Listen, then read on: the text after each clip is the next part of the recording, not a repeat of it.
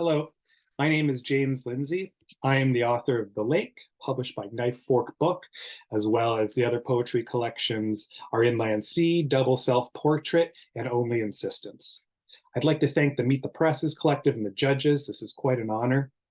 I'm going to read a bit from this chapbook, but before I do that, I'd like to talk a little bit about the book that inspired it, which is by Heather Christel, a poet and essayist. This is her collection of essays called The Crying Book. Her first book of poetry, The Trees, absolutely incredible. You should definitely read that. But in here, she was writing about writing poetry and writing about things indirectly. And I found she used a quote from Tony Toast, which is where I found the quote that opens this book and becomes a refrain for the rest of the poem itself. I don't know how to talk about my biological father, so instead I'm going to describe the lake. It's blue with swans. And I've never seen the other side, but even from here, now, it's obvious that something has caught fire. Smoke so bold, it appears as sky accusing gravity of lying, as being pointed at by a body larger than yourself, but still familiar. The way it made the swans deny the unimaginable whim, fleeing from fire, refusing to know the way of life is personal, touching one another like trees, the trees in the forest that enfolds the lake, the swans, where smoke laid blame. And I don't know how to talk about my biological father, so instead I'm going to describe how eventually the smoke met precipitation.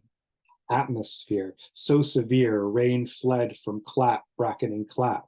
Spark dividing spark, making paranoid secret language fantasies far from the side where sons are born firstly, stunted by trying to be by water. I don't know how to talk about my biological father, so instead I'm going to try to describe the lake. Like any ancient enigmatic body of water, it's full of things, collapsed algae-caked vehicles whose presence I can't speak to, who've never known ownership, like lucky dogs living to implement themselves upon people pretending to remember being born. And fish, of course. And because the lake is acidic, it's a glass-bottom boat forgetting the physics of floating, a sense of self-making, a window out of roiling, churned-up water shenanigans whipped into a foam, a swan bevy becoming cannibal in smashed lace harassments, homesteading what, from a great height appears blue, but upon close inspection is a terrifying non-color. No, not white. Hives of migraine meadows held in the shape the shattered urn took on after I failed to fix it.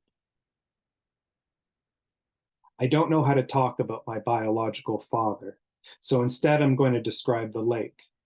It's blue with swans fortifying their shores by hissing at a forest embracing the lake, and suns escaping out of fear, born out of anger, or anger born out of fear, pulled waterside by fires, lifeguards lit to ward off unwanted swimmers. Asking what is a fist if not a ball of knuckles, a den of gaunt joints, gripping in anticipation, curled and waiting.